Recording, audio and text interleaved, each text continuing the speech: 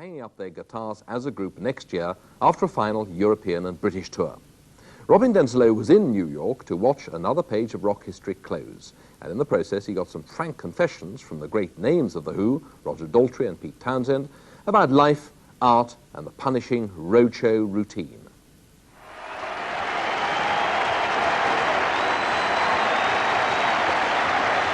If you're going to say goodbye to New York, you might as well do so in style.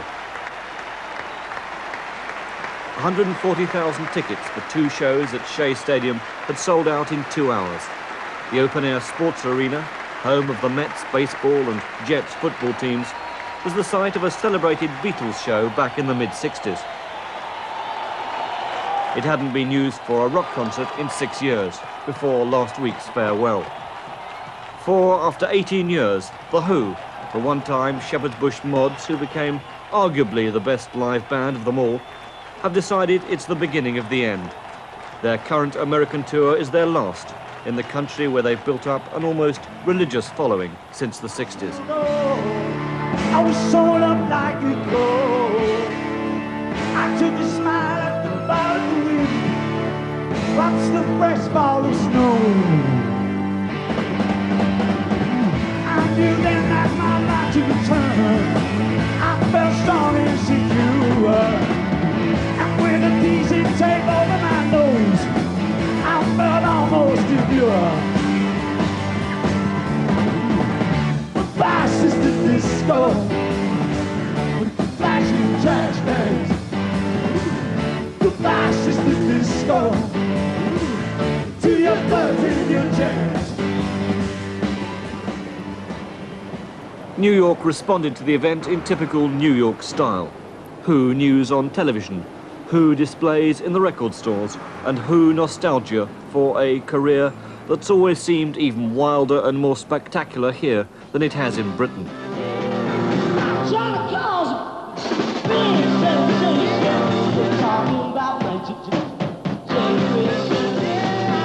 For Americans, they were nothing to do with London youth culture, mods or pop art. They were the band who in '67 startled even the hippies at Monterey by smashing up their equipment. A suitably theatrical start to a career that would go on to include epic rock operas and films like Tommy and Quadrophenia. 15 years on in New York, the Monterey generation had brought their then unborn children to see the band. '67, I was there with him in my belly. So you weren't about even born 3 when... days before he was born. And when The Who came on, he was really kicking very hard. I guess he was very excited by The Who's music. And so this is very monumentous for me because it's 15 years later. And here he is with me at The Who concert at Shea Stadium. So you weren't even born when they first came here. What did you think of them? I think they're the best. They're #1 in my book. Great. They're the best, man. The Who was excellent. Excellent. Excellent. Yeah. The best. The best.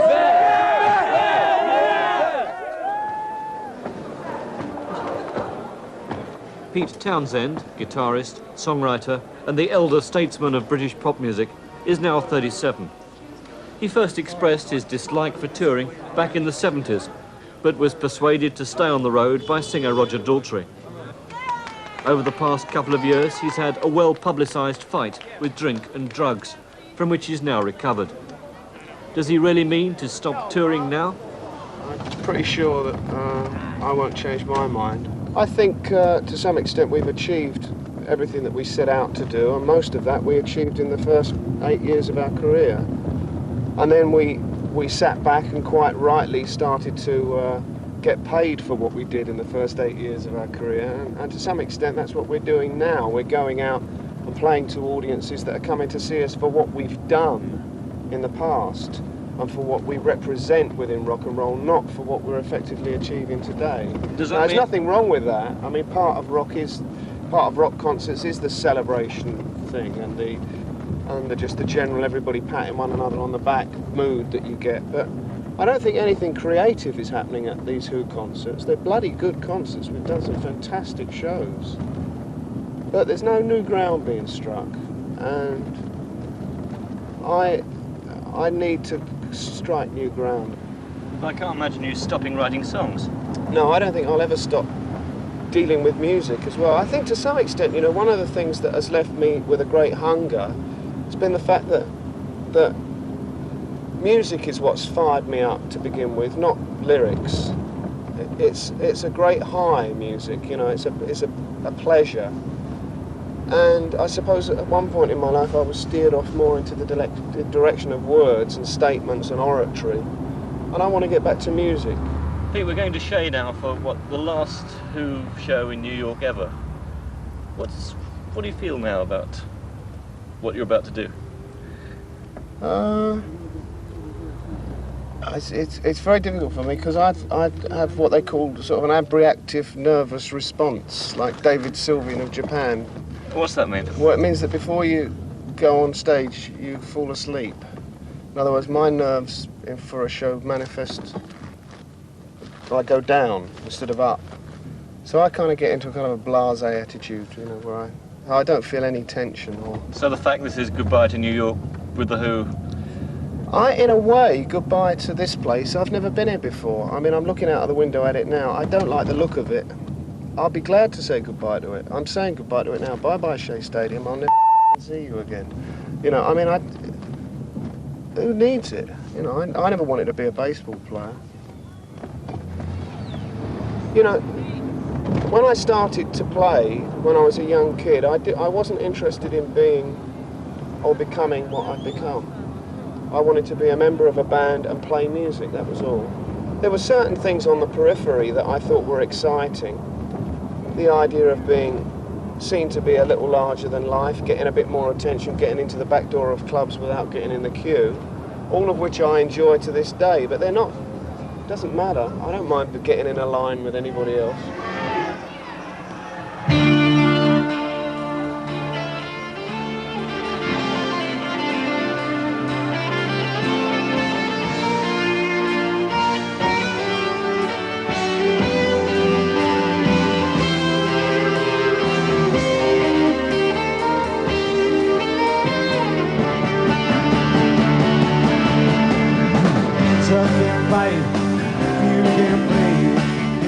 One of the fascinations of the Who has always been the apparently contradictory personalities of its members.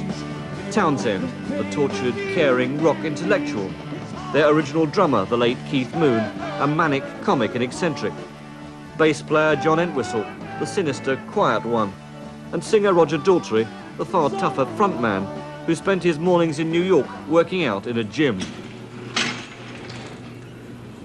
I think the age decides it. I mean, I'm getting on for coming up for 39, and we wouldn't be able to tour the States now for another 2 or 3 years, and I'm not going to do it when I'm 42. But it's hard work staying in good shape. It really is. And I just don't want to go downhill. I think it's great to end on top, you know. I mean, what are the Stones going to do now? I feel the state of Utah. I mean, how can they top what they've done? It's crazy. Was this your decision, Pete's decision, or how was it actually arrived at? It's really my decision. Along with, I mean, when Pete got ill last year, I felt a bit responsible for that because it was me that dragged him back on the road. And I think you were always wanting to go touring, and he wasn't wanting to go touring. Yeah, that's it. And I think the touring had something to do with him getting into drugs and the booze. So. I'm really glad that it's finishing. Christ, I don't want to lose another band member just because we've been selfish enough to keep the man on the road for the rest of his life. It's not worth it, you know, it really isn't. I desperately want to be seen for what I really am. So I overcompensate. Which is what, you think? Well, I suppose I open up too much. You know, I tell too much about what I'm really about. I tend to sort of treat interviews as very much as confessionals rather than as anything else, and because I'm always trying to bring myself down off the plateau that people are putting me on to some extent, and that's why I would never leave England, because I feel that over here I'm treated as you know, a piece of plastic product, and in Britain people just think of me as Pete Townsend. You know, sometimes he's up, sometimes he's down.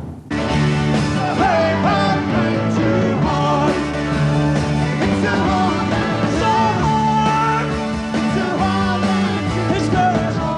never want to see a big arena again. You know, these places weren't built for rock and roll. They weren't built for music. Maybe they were built for rock and roll. Maybe rock and roll has become like baseball and ice hockey, you know. I mean, I don't feel right when I come off... Too safe, too predictable?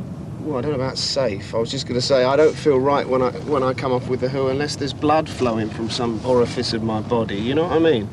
I hate the bloody road. I love the stage. So, I mean, it's only the road that's going to disappear. And, I mean, I've had a gutful of that. I really have. I mean, we've been doing it for 20 years, and unlike the Stones, who went into exile for 7 or 8 of those 20 years, we've been doing it for those 20 years. And I really have had a gutful. I mean, it really is... It's unnatural. And when you get families, it becomes even more unnatural.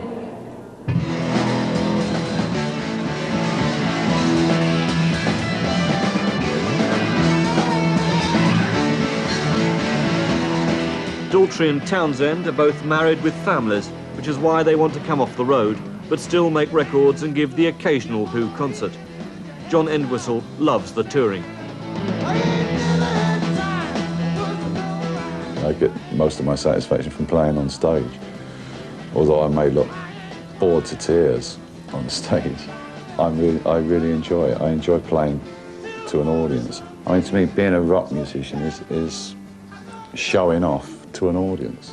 Their idea at the moment would seem to be that this is the last tour, but there would be the occasional show, and that would be a way of keeping it going. You wouldn't do that? I'm not prepared to sit around and wait for the occasional gig to be thrown at me. You know, I'd rather find another way of getting on stage continually, or at least like 6 months of the year.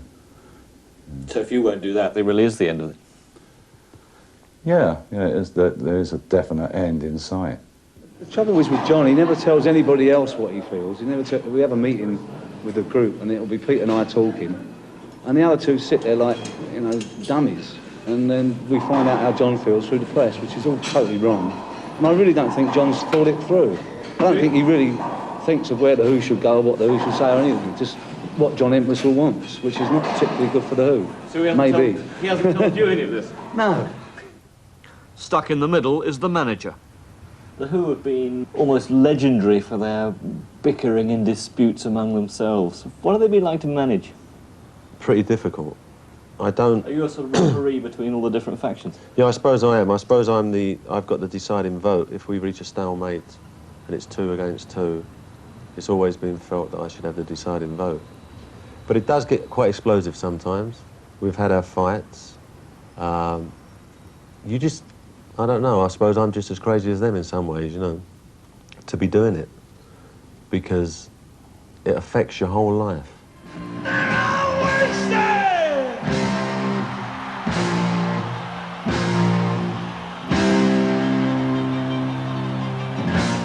The Who made good records, particularly in the 60s and early 70s, but they'll be remembered most for their live performances.